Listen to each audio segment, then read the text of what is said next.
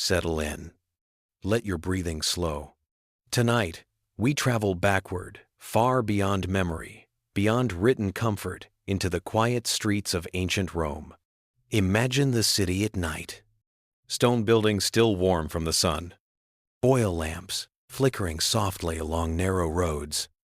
The distant echo of footsteps fading into silence. Rome was a city that built wonders, roads that crossed continents, laws that shaped civilizations, aqueducts that carried water like veins through stone. But not everything Rome built was meant to last. Some things were quietly buried. Some things were softened by time. And some things were forgotten on purpose. Tonight's story is about one of those things. A wedding night ritual once ordinary, once unquestioned, that later generations found too uncomfortable to remember. This is not a story of romance. It is a story of law, tradition, and silence. And we will tell it slowly. In Rome. In the modern world, marriage is often imagined as something deeply personal, a private bond between two people, a choice made for love. In ancient Rome, marriage was something else entirely. It was public, it was legal, and above all, it was practical. A Roman marriage existed to secure inheritance, property, and family continuity. It was not designed to fulfill emotional needs. It was designed to preserve order. When a woman married, she did not simply change her name or her home. She changed her legal identity. She moved from the authority of her father into the authority of her husband. The Romans called this conventio in manum, coming into the hand. In earlier centuries, this authority was nearly absolute. A husband could decide everything. Over time, the law softened. Women gained limited rights. But the foundation never changed. Marriage was a transfer, and transfers required proof. Of the wedding. On the day of her wedding, a Roman bride rose early. Her hair was parted carefully, braided into 6 sections, bound with wool ribbons in a style older than Rome itself. She wore a simple woolen dress and a flame-colored veil that marked her new status. These were not decorations. They were signals. Every detail announced that a transformation was about to take place. As evening approached, torches were lit. Friends and relatives gathered. And the procession began. They walked through the streets, singing songs that sound strange to modern ears, songs filled with laughter, teasing, and explicit jokes. The Romans believed these songs chased away evil spirits. They believed laughter had power. But the songs did something else as well. They prepared the bride. They named aloud what everyone knew would happen next. When the procession reached the groom's house, the bride was lifted and carried across the threshold. Today, this gesture is often remembered as romantic. But its meaning was older and darker. It echoed a time when women were taken into marriage without choice, when resistance was irrelevant. Inside the house, the door closed, but the wedding was not finished. Why the night was not private. In a modern wedding, privacy begins when the celebration ends. In Rome, witnesses remained. An older woman oversaw the rites. Attendants waited nearby. Observers stayed to confirm that the marriage was completed properly. This may feel unsettling, but to Romans, it was normal. Marriage was a legal event, and legal events required verification.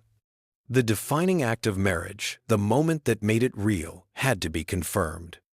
Not out of cruelty, out of certainty.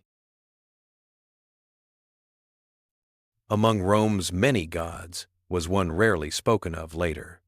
His name was Mutunus Tutunus. He was a god of fertility and marriage.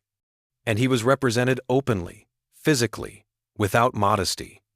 Ancient writers mention him briefly, often with discomfort. Later Christian authors describe a ritual involving brides and this god a ritual meant to prepare them for marriage. The details are debated. Some descriptions may be exaggerated, others may be softened, but all agree on this. Roman marriage rituals included sexual symbolism meant to transform a woman from daughter to wife. It was not meant to be gentle. It was meant to be effective. In Roman thinking, the bride's body carried legal meaning. Virginity was not a moral concept. It was a practical one. It ensured that children belonged to the correct family. That inheritance would not be questioned. That lineage remained clean. Because of this, examinations sometimes occurred performed by midwives or physicians. They were clinical, documented, and treated as routine.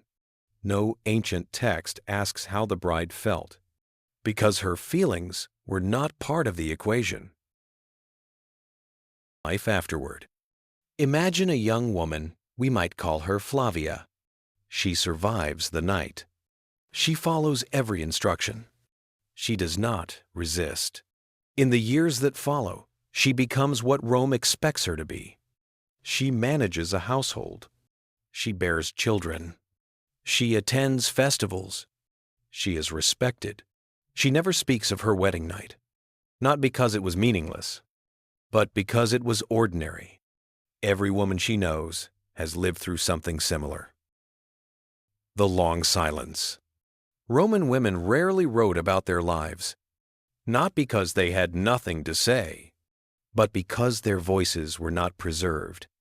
What we know comes from law books, sermons, and scattered references, fragments.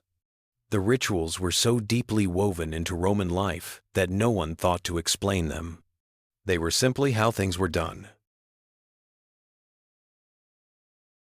When Christianity spread through the empire, everything changed. Marriage became sacred. Sex became private. The body became something to hide. Old rituals no longer fit. Statues were destroyed.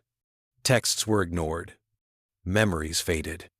Within a few generations, even Romans no longer remembered clearly. Rome did not argue with its past. It quietly erased it. What remains? The rituals are gone now, but the women were real. They lived. They endured. They shaped families, cities, and history itself. Their silence was not weakness. It was survival. And if this story leaves us with one quiet lesson, it is this. Civilizations are complex. Progress and cruelty often walk together. And history, when spoken softly, tells us not what to admire, but what to understand. Rest now. The streets of Rome have grown quiet again.